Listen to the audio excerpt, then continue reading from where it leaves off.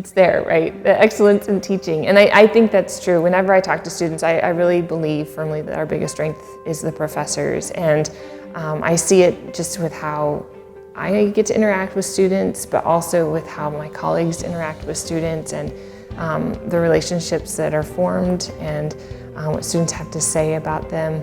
I was really struck this last month at one of the Abbey Experience Days and watching some of the other professors interact with those visiting students, and just how excited they were even then to share their knowledge in their field of study with those students. And but then he ended with a really interesting thing. He said, but you don't have to study government, you don't have to study history, just come to the Abbey. You're gonna love your time here and you'll find something that you love. But just the excitement that the professors have about their subject, and that they really want to share that with the students, I think is a big part of it.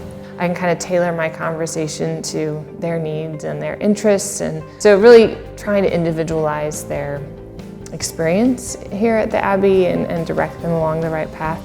You start to get to know them and what their interests are and what their goals are.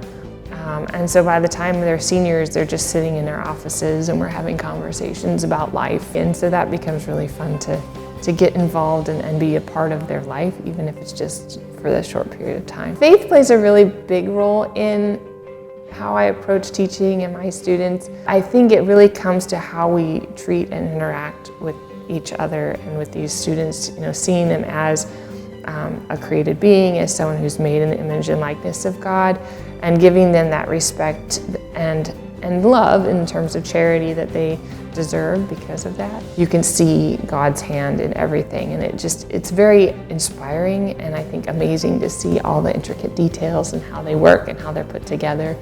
That permeates how I see the world, and I hope that comes through. We hold our students to a very high standard, and so they come in and we don't lower that bar.